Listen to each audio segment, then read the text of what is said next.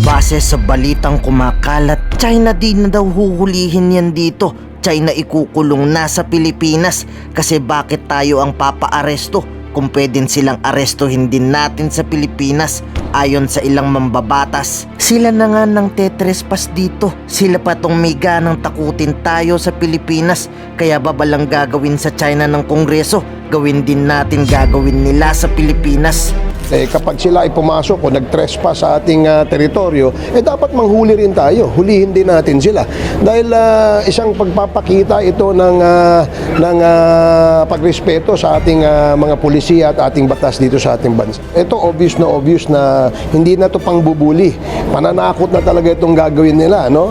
At ginagawa nila, no? Pero sa sobrang init ng ulo ng mga tao sa Pilipinas, di napigilan magsalita din ng ilang tao sa Kongreso. Sabay sabing sobrang pangbubuli na ng China sa Pilipinas, sobrang pangbabastos na sa atin ng mga Chino. Di na nila alam galangin ng Pilipinas. Well, sumusobra na talaga yung mga in-check, no? Ang aggression na pinapakita nila sa West Philippine Sea, even if resupply mission lang sana yon, is parang pambabastos na sa sovereignty ng Pilipinas. Pero speaking of pangbabastos ng China sa Pilipinas, binira din ni Senator Rapi Tulfo itong plano sa PUB modernization ng DOTR. Sa halip kasi Pilipino daw dapat gagawa ng jeep daw dito, mas pinipili pa daw nilang gumawa ay China. Tapos gusto nyong lumaban sa West Philippines yung mga Pilipino, tayo nga bumubuhay daw dyan sa China. Sasabihin sa amin, makipaglaban tayo dun sa West Philippine Sea, pero mismo ang gobyerno, pinapatay kami. Tinatanggalan kami ng hanap buhay, Mr. Chair. Tapos sasabihin ninyo, makikiisa kami doon sa mga banyaga na galing ng China na doon kinukuha itong mga sasakyan na to. Sila binubuhay natin, tapos kami pinapatay. Bakit hindi ito ang suportahan ng gobyerno?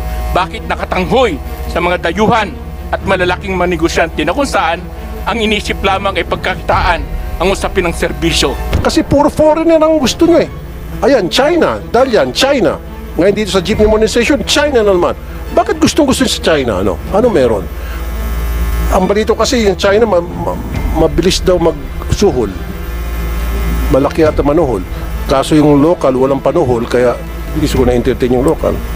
Huwag lang natin ipasa sa ibang bansa. Of all countries, sa China pa talaga. God damn. Mr. Chairman, tayo po, noon pa po sinabi ko na to, sinabi ko rin sa media, sa congressional inquiry, kaya po natin. Kaya po natin gumawa niyan. So ngayon, ang tanong, bakit late na tayo? Kasi unang-una, nung ginagawa yung PNS o yung Philippine National Standards na mention ni Yusek Ortega, in fairness, wala pa sila nun sa DOTR, hindi kami kinonsulta. Ang kinonsulta ng DTI para gawin yung Philippine National Standards sa manufacturers ay mga manufacturer ng bus sa ibang bansa.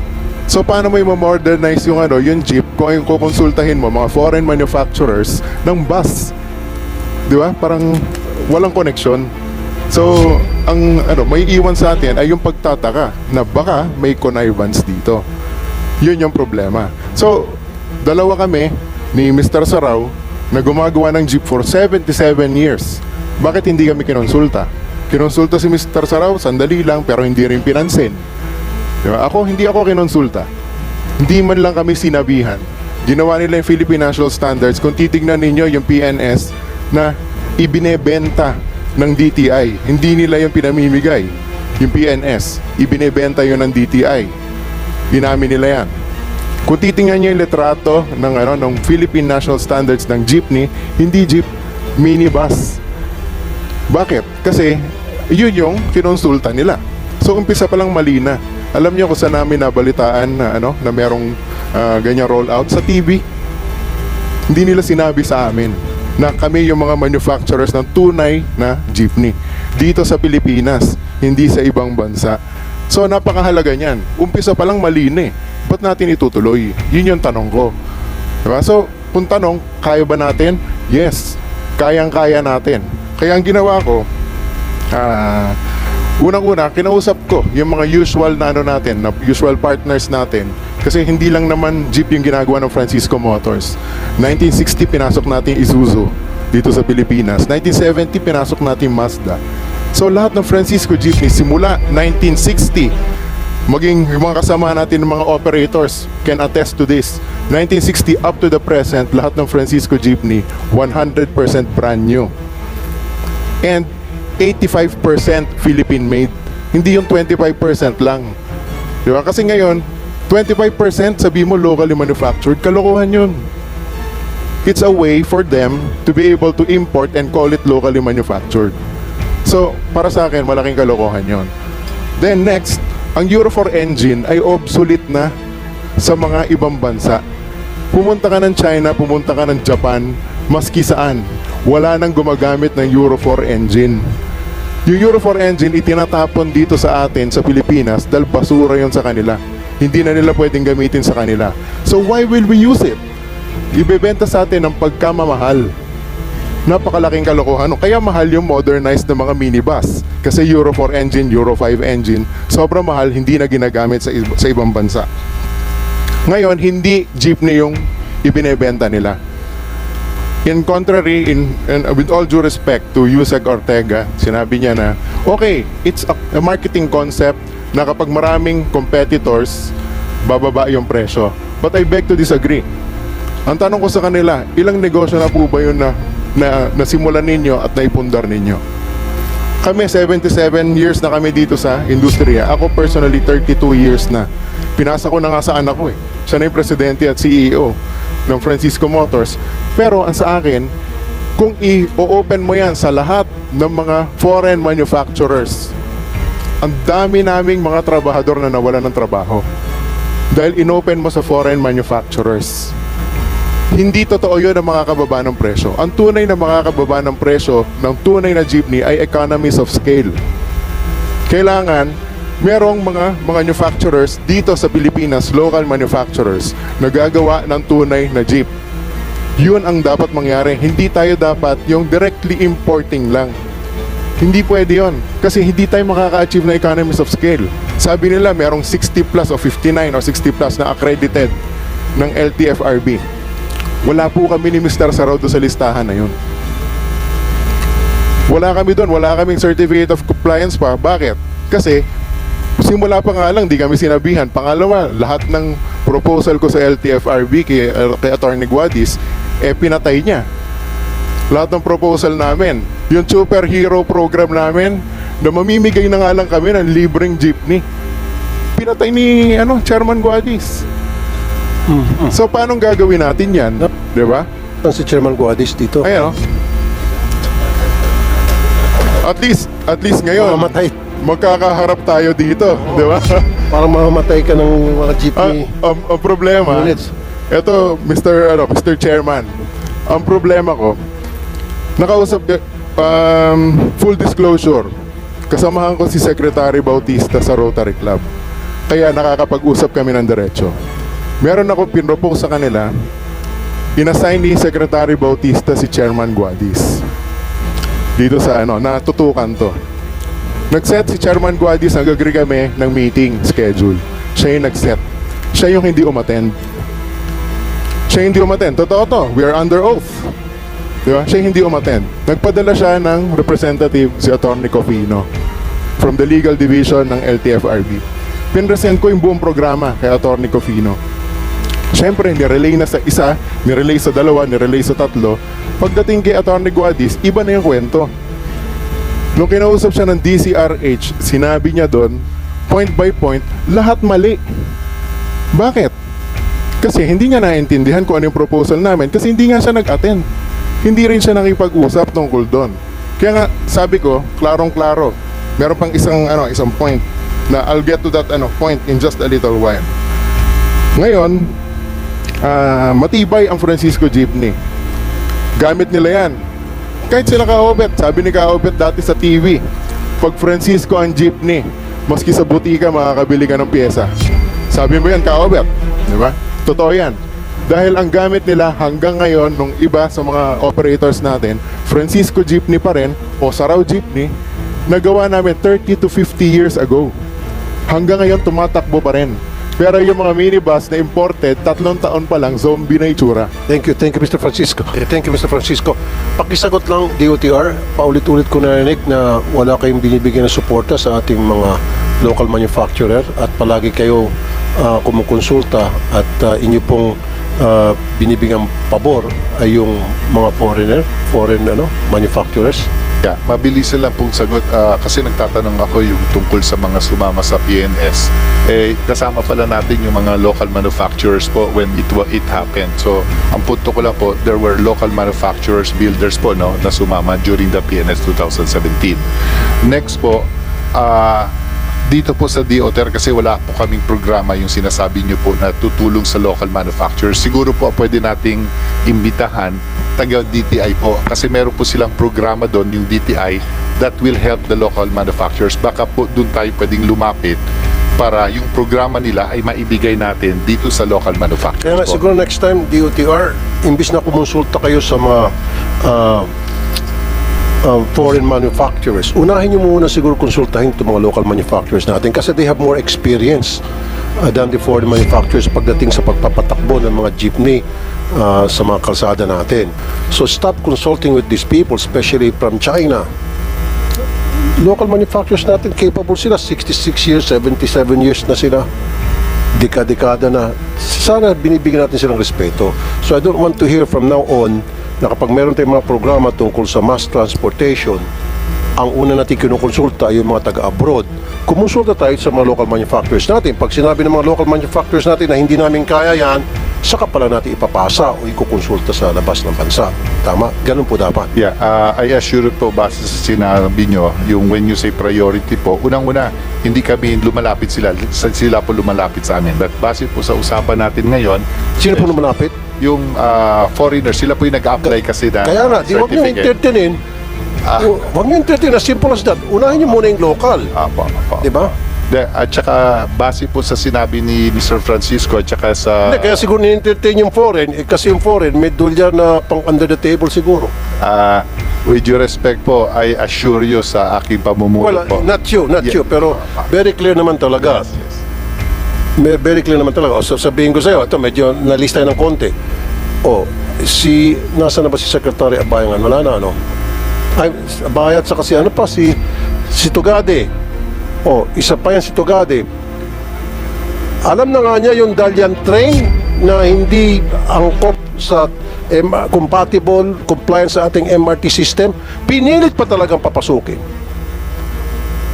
Yung pagdating ng delivery, alam niya na hindi magagamit, tinanggap pa rin. Kung di ba naman Kengkoy? Di ba? And now, meron tayong 3.7 billion na trend dyan ngayon nakatenga sa MRT station na hindi nagagamit.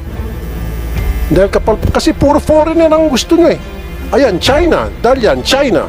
Ngayon dito sa jeepney monetization, China naman. Bakit gustong-gusto sa China? Ano meron? Ang balito kasi yung China mabilis daw magsuhol. Malaki ata manuhol. Kaso yung local walang panuhol kaya hindi siguro na-entertain yung local. Huwag lang natin ipasa sa ibang bansa. Of all countries sa China pa talaga. God damn. Diba? Yun po yung nakakainit ng ulo. Go ahead, Mr. Balbuena. Good evening po, Mr. Chair. Good evening po sa good morning po, Mr. Chair. Good morning po sa lahat po ng mga kasamahan po natin dito. Ang immediate po kasi ngayon, Mr. Chair, dahil po dun sa nabanggit yung deadline, hindi na po makabiyahe yung ilang mga kasamahan namin na hindi po makapag-register ng kanilang motor vehicle. Dahil nga po, walang binibigay na confirmation sa amin ang LTFRB. Yung mga ending 5 po namin, marami dito nahuli kasi sumusubok talagang bumiyahe kasi nga saan naman sila kukuha ng kanilang ikakabuhay ngayon. Biglaan ito na wala na kami, huhulihin na kami. Marami sa amin, 10,000 ang multa doon sa sasakyan, 2,000 doon sa kanyang lisensya, sumatotal 12,000 piso po. Bukod pa po ito doon sa impounding na sinasabi, Mr. Chair. Yan po ang dinadanas namin ngayon araw-araw. Nakikipagpatintero kami sa kalsada. Gusto lang naming mabuhay. Gustong mabuhay nitong aming mga kasamahang jeepney drivers at operators. At higit sa lahat, wala talagang katiyakan. Dinideadline kami ng dinideadline. Sasabihin sa amin, makipaglaban tayo dun sa West Philippine Sea, pero mismo ang gobyerno pinapatay kami. Tinatanggalan kami ng hanap buhay, Mr. Chair. Tapos sasabihin ninyo, makikiisa kami doon sa mga banyaga na galing ng China na doon kinukuha itong mga sasakyan na to. Sila binubuhay natin, tapos kami pinapatay. Mr. Chair, yan po yung dinadanas namin araw-araw, kaya ho kami nagpo-protesta. Wala pong tigil na protesta. Napakahirap na isang araw lang na hindi po kami makabiyahe hand to mouth itong aming mga kasamahang jeepney drivers and operators. Pag hindi bumiyahe ngayon, wala pong kikitain, katulad po ngayon na sumusuporta dito sa inyong hearing ngayon, sa ating hearing ngayon, Mr. Chair. Maraming paraan na pwede kaming mag-modernize. Na ipapakita natin ito, meron kaming, hindi kami tutol dito sa modernization program. Meron na po kaming nagawa na mga iconic jeepneys na sumunod po dito sa Philippine National Standard. Dala-dala natin, gusto natin ipakita, ipagmalaki sa buong mundo. Kaya natin na nasa mas murang halaga na nakasunod tayo doon sa Philippine National Standard na panatili natin yung iconic look nitong ating mga traditional jeepneys. Higit sa lahat, mura, pero hindi nako-compromise yung safety ng ating mga mananakay. Matibay pa, Mr. Chair. Ano pa ba ang hahanapin natin dito? Itong tinututulan lamang po natin, hindi yung kabuuan ng PUBMP. Yung consolidation po ng aming mga prangkisa na isosurrender na namin yung mga pinaghirapan nating prangkisa. Totoo na galing po ito sa Estado. Pero nag-comply po kami rito. Wala po kaming nilalabag na panuntunan ng aming prangkisa. Bakit po ito i-revoke? Wala po sa konstitusyon o sa batas na kung hindi kami sasapi sa kooperatiba o hindi kami magko-consolidate, ibabawiin yung aming mga prangkisa. Ito po yung napakasakit na gusto namin sana maipamana pa namin sa aming mga anak o apo pagdating ng araw. Kahit po kada 10 taon magpapalit kami, importante hawak po namin itong prangkisa. Kapag natapos na namin itong bayaran o makuha man na ito namin ng cash, amin pa rin po itong mga jeepney po na ito, Mr. Chair. Napakabigat po, Mr. Chair. Sana itong deadline na ito, tanggalin po natin hanggat hindi natin naaayos itong mga guidelines na sinasabi po. Yung tama po yung sabi nyo kanina, Mr. Chair. Kami may deadline, ilang beses na kaming pinapatay, ilang beses na kaming tinaningan, tinatakot kami araw-araw para kaming mga kriminal. Naghahanap buhay po kami ng marangal, Mr. Chair. Hindi po kami nagnanakaw. Hindi po kami, ayaw namin sana manghingi ng kahit anong ayuda sa gobyerno. Pero sila walang deadline, katulad po ng sinasabi ninyo. Hindi po ba?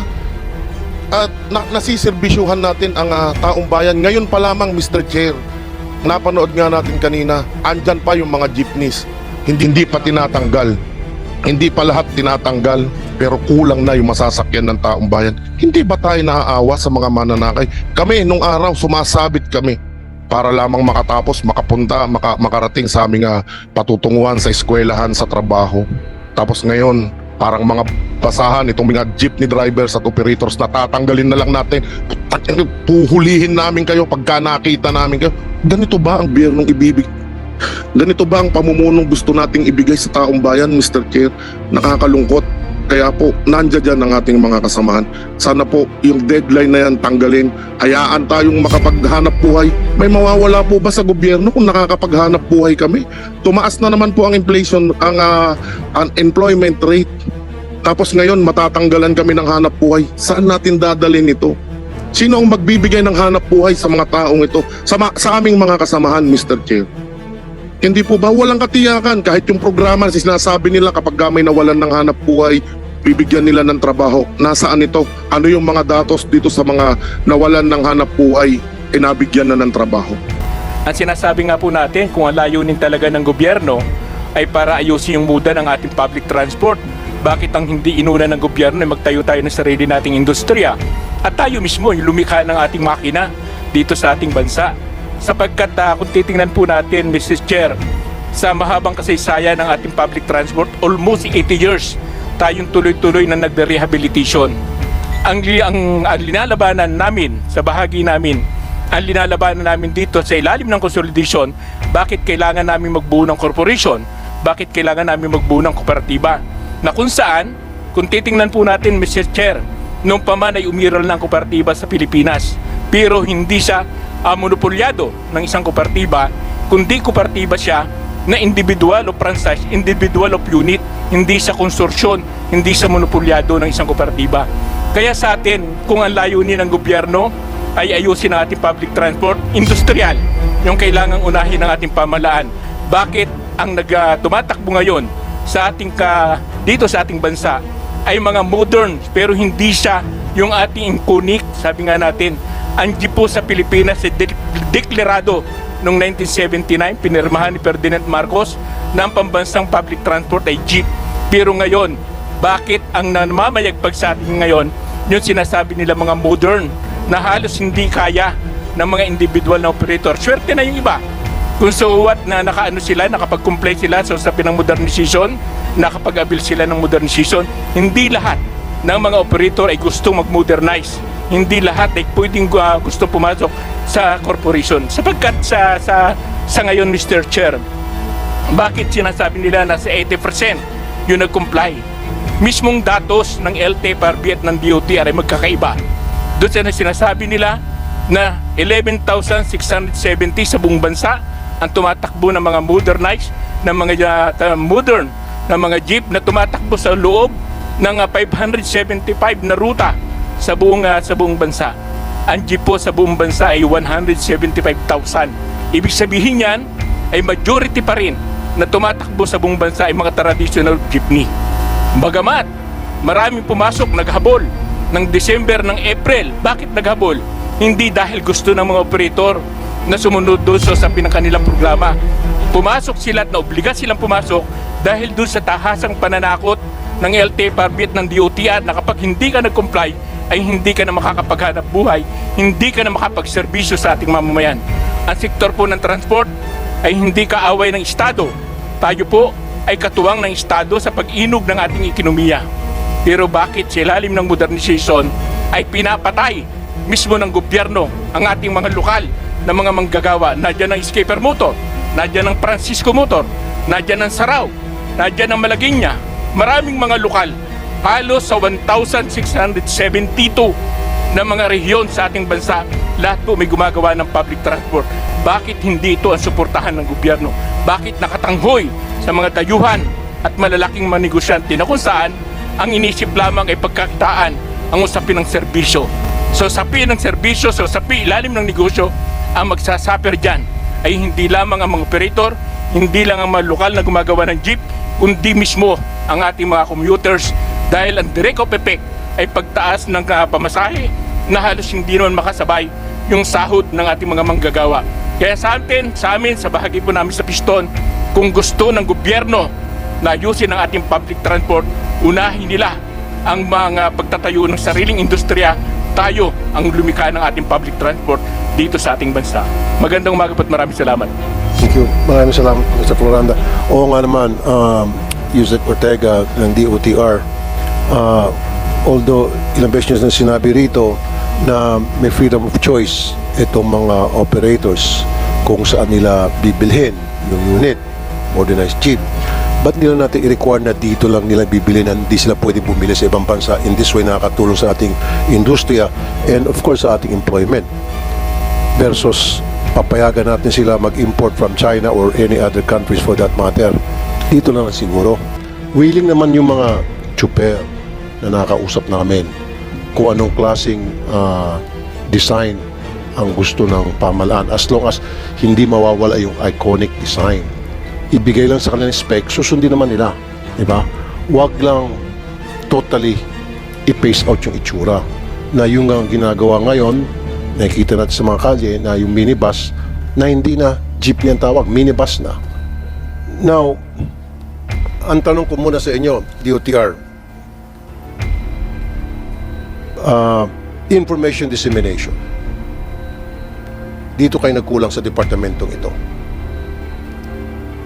Noong 2021, merong inilaan na budget from DOTR ibinaba sa LTFRB na 319.3 million.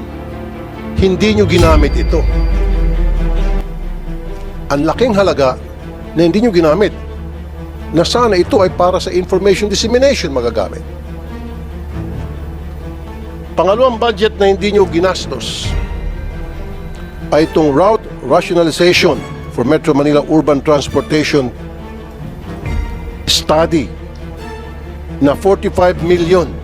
Hindi nyo naman ginastos ulit. Route Rationalization Study, Provincial Public Transport Services, 28.3 million. Hindi na naman ginastos. At ang isa pang nakakatawa, pag-uusapan nyo yung modernization program kayo sa LTFRB kung papaano ayusin yung sistema rito. Ba't pa kayo pumunta sa Boracay?